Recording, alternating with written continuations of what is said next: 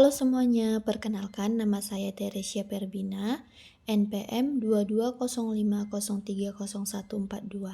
Di sini saya akan menjelaskan tentang pengembangan keterampilan interpersonal dan keterampilan pengajaran. Pada presentasi ini, saya akan membahas pentingnya mengasah kemampuan interpersonal dan pedagogis bagi para pendidik untuk menciptakan lingkungan belajar yang efektif dan inspiratif. Mengapa keterampilan interpersonal penting untuk mengajar?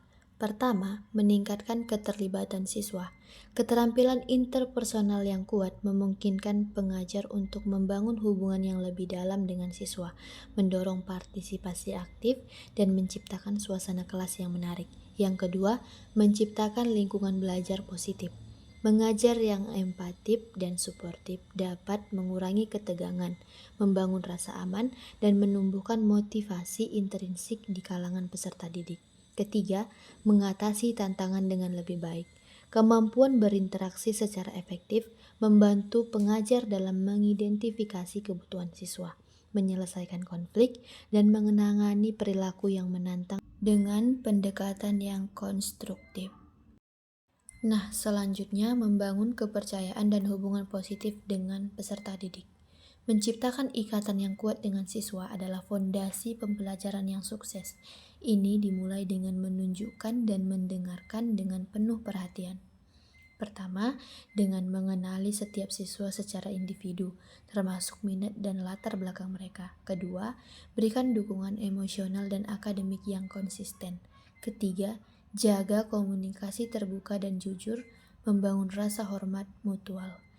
Yang keempat yaitu rayakan keberhasilan kecil dan besar serta berikan dorongan saat menghadapi kesulitan. Selanjutnya, komunikasi efektif. Mendengarkan aktif dan umpan balik konstruktif. Yang pertama, mendengarkan aktif. Fokus penuh pada apa yang dikatakan siswa, baik secara verbal maupun nonverbal. Ajukan pertanyaan, klarifikasi, dan tujuan bahwa Anda memahami perspektif mereka. Kedua, umpan balik positif. Sorot kekuatan dan upaya siswa, memberikan motivasi untuk terus belajar dan berkembang. Umpan balik positif membangun kepercayaan diri. Ketiga, umpan balik konstruktif. Sajikan saran perbaikan dengan cara yang spesifik, berfokus pada perilaku, bukan pada pribadi siswa. Tawarkan strategi dan sumber daya untuk membantu mereka meningkatkan diri. Selanjutnya, mengelola konflik dan situasi sulit di kelas. Konflik adalah bagian alami dari interaksi manusia. Sebagai pengajar, kemampuan untuk mengelola konflik secara efektif sangat penting untuk menjaga suasana belajar yang harmonis. Pertama, dengan identifikasi akar masalah dengan mendengarkan semua pihak. Kedua, fasilitasi dialog terbuka dan jujur antar siswa.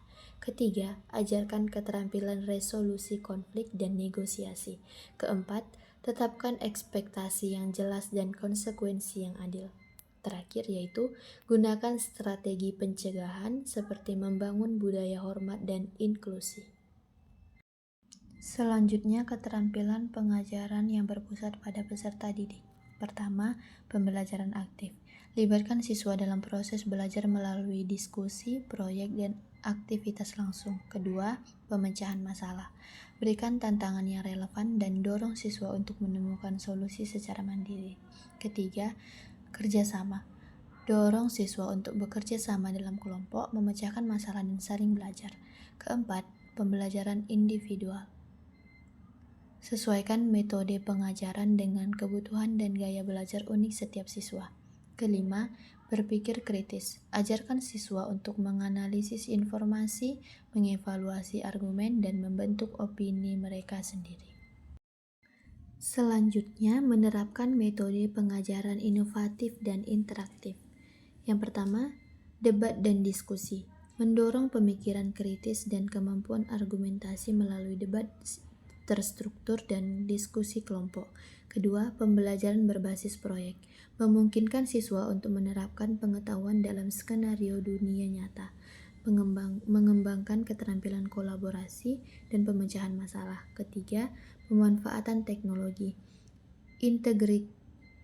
integrasikan alat digital, simulasi interaktif, dan sumber daya online untuk memperkaya pengalaman belajar. Selanjutnya, adaptasi pengajaran untuk gaya belajar yang berbeda. Yang pertama yaitu visual. Gunakan diagram, grafik, video, dan infografis.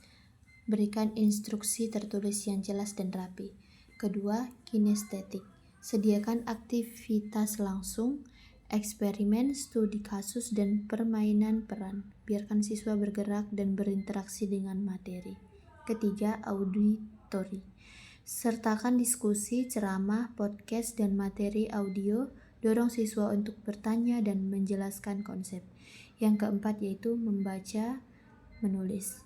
Berikan banyak materi bacaan, tugas menulis, dan kesempatan untuk mencatat. Dorong ringkasan dan refleksi tertulis. Selanjutnya, refleksi diri dan pengembangan profesional berkelanjutan. Menjadi pengajar yang efektif adalah sebuah perjalanan, bukan tujuan. Refleksi diri secara teratur adalah kunci untuk pertumbuhan. Dengan mempertimbangkan, pertama, apa yang berhasil dalam pembelajaran saya hari ini. Kedua, area mana yang bisa saya tingkatkan. Ketiga, bagaimana saya bisa lebih baik mendukung semua siswa. Teruslah mencari peluang pengembangan profesional, baik melalui pelatihan, lokakarya, atau bergabung dengan komunikasi pendidik. Selanjutnya kita masuk kepada kesimpulan dan langkah selanjutnya tentang materi ini. Yang pertama, fokus pada hubungan. Prioritaskan pembangunan kepercayaan dan komunikasi terbuka dengan siswa. Kedua, inovasi pengajaran. Eksplorasi dan terapkan metode pengajaran yang interaktif dan berpusat pada siswa. Ketiga, belajar sepanjang hayat. Berkomitmen pada refleksi diri dan pengembangan profesional berkelanjutan. Dengan mengintegrasikan keterampilan interpersonal dan pengajaran yang kuat, kita dapat menciptakan pengalaman belajar yang transformasional bagi setiap siswa. Demikian penjelasan saya tentang pengembangan keterampilan interpersonal dan keterampilan pengajaran. Terima kasih sudah menyaksikan video ini.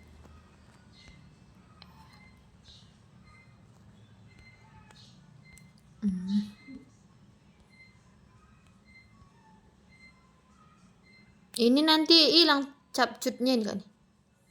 Mana? Ini. Enggak ada. Ada. Ini. Kok udah ada lagi capcutnya itu? Nggak tahu. Tadi nggak ada.